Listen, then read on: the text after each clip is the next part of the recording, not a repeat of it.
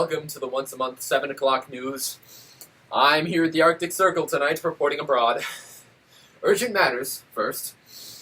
The Linton family lost their beloved dog Spot 3 weeks ago. The neighboring family, the Earnshaws, were very sad about that, excluding Mr. Earnshaw, who died the same day as Spot. May Spot rest in peace. The Lintons plan on acquiring a new puppy sometime in the future. Also, 2 of the members of the Earnshaw household were convicted of breaking curfew after 2 weeks of complex court proceedings. They were sentenced to a stern talking to. Later tonight, an exclusive interview with the children, and a town debate over whether or not the stern talking to sentence is ethical or constitutional. Next up, weather with Tanner. I'm going to go get a hot chocolate. Take it away, Tanner. Well, thanks, Stan.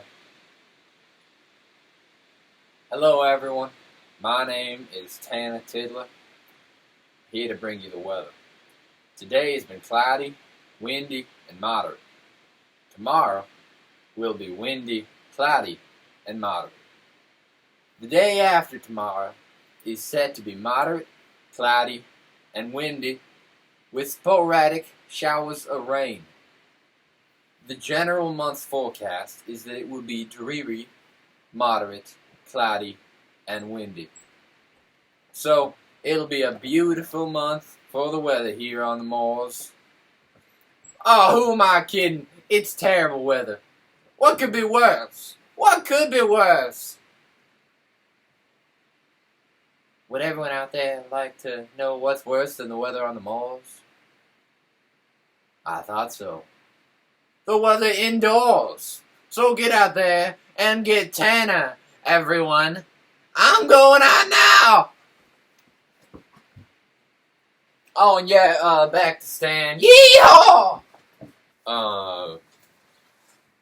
Thank you, Tanner. Next up, we have an exclusive interview with the 2 people most recently sentenced to a stern talking to in Gibberton after being caught breaking curfew. Cutting now to Dr. Dan and the 2 poor Earnshaw children. Hello. I am Dr. Dan von Hernickstein. Thank you, Stan. Now, before we get started with this interview, I'd like to inform the audience that we'll be trying out a new device tonight in the interview. During the interview, a special and borderline magical machine will tap into the thoughts of Heathcliff and Cathy, telling us what they're thinking. This will allow for a much more candid interview. When the device activates, a tone will sound. The normal interview will pause, and we'll see real time into the minds of Heathcliff and Cathy. Enjoy this look into their troubled minds. I'm sure I will. So, what is it that you 2 hooligans got into this time?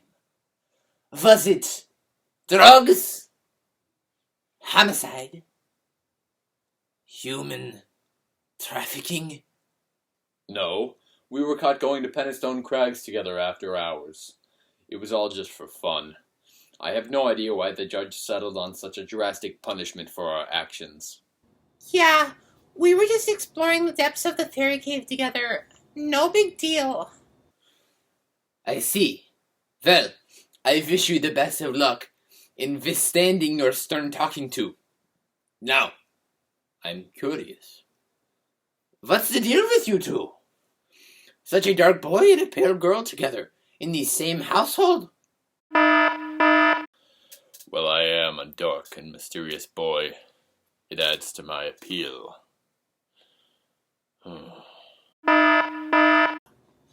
What does he mean, pale? I'm a perfectly tan figure of femininity.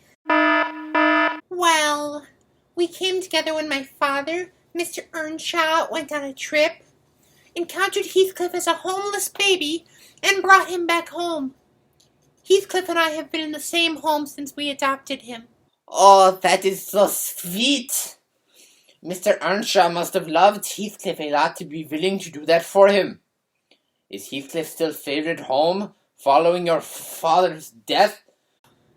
No, not anymore.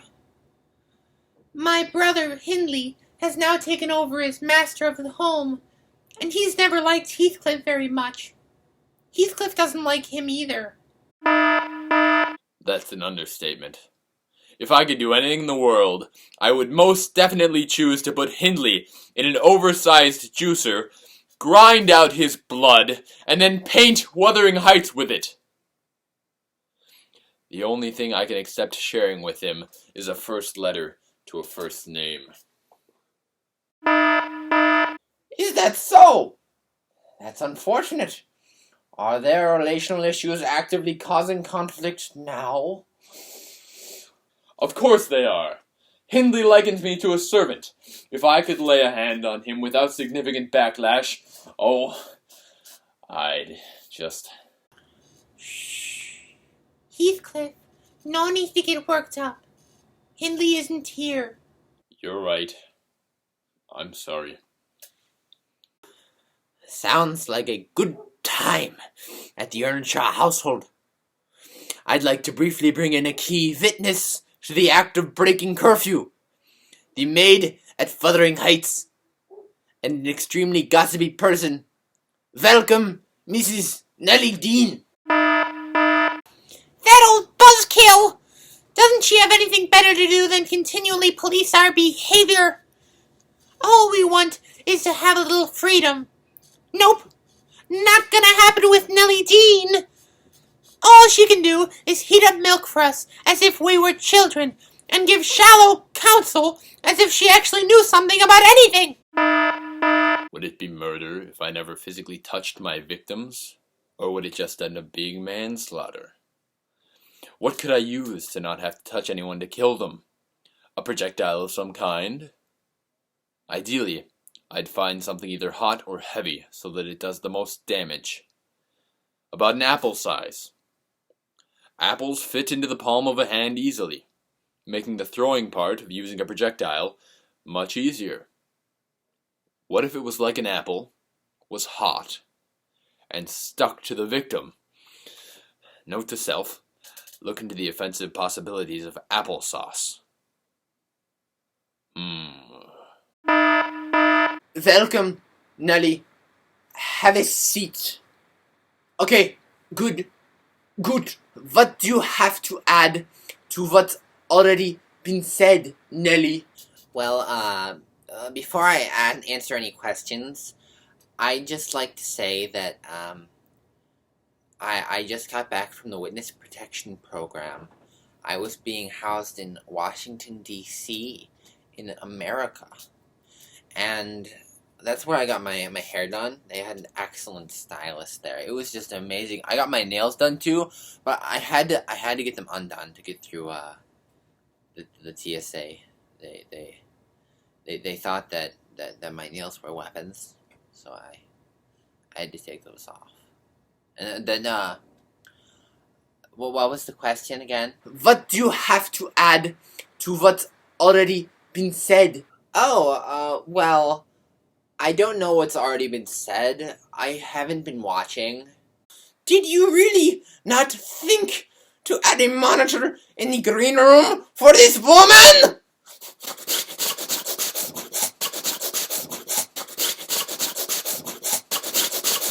We don't have a green room, sir. Oh, yes? That is right. Now, Nellie, we've been discussing the charges of curfew violations against Heathcliff and Kathy. I understand you were a key witness in convicting these two of their crimes. Oh, yes. I happen to be the only witness. I see. Who filed the charges against them in the first place? I did. You see, I am a law-abiding citizen. I couldn't let Heathcliff and Kathy get away with coming home at 10:01 instead of 10. They ran through the door, but I saw the second-hand tick before their feet touched the ground inside the house. I went to the court, and the jury agreed with my sentiment, So they're getting what they deserve. Oh! I think I chipped a nail somewhere. Oh, woe is me! I hate everything! I'm not going to eat anything until God apologizes to me for letting me chip my nail! Well, Nelly, I'm glad you feel good about yourself. I've done the right thing. That makes me proud to be me. Oh, shut up! Good for you! You caught 2 teenagers being a fraction of a second late to curfew! Yippee! It's okay, Kathy. I'm sure she doesn't really understand what she's doing. Slow people need some more grace on our part. Nellie is just not fully mentally capable. Excuse me? I can hear you. We're sitting right next to each other. Oh, I'm perfectly aware of that, you snitch. I did what any good citizen should do. I told everyone about your tiny mistake and socially capitalized on it by making myself look like a good person. Okay. Calm down, everyone. Stay calm. How about Nelly and I leave the rooms? I turn off the recording equipment. And you two can have some time to cool down. Good. Come on, Nelly. That's a good girl. Good. Oh, Heathcliff, what can we do? Well, I think we can either kill everyone or run away. No. We need something that won't cause us any more trouble. Oh, I don't know. But we have to think of something quickly before we have to continue this terrible interview, or get sternly talked to.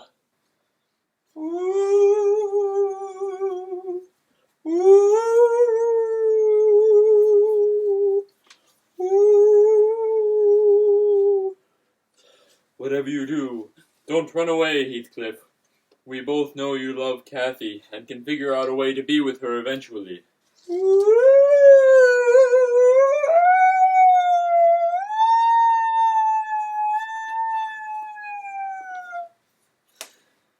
And Catherine, don't even think about marrying Edgar Linton. That boy is so mediocre. You'll say it yourself. You are Heathcliff.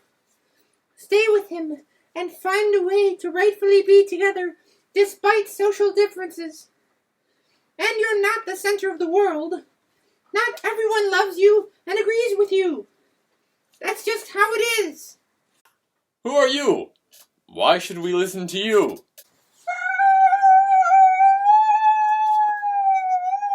We're both of you from the future. We made the wrong decisions, but this is our chance to do the right thing.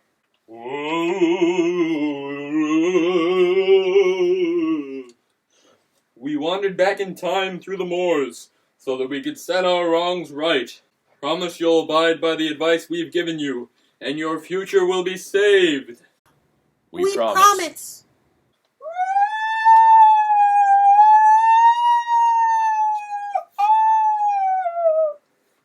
Also, never have children. Childbirth is a terrible experience.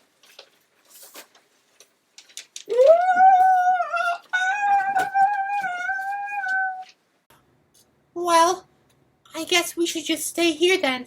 Good idea, sweetie.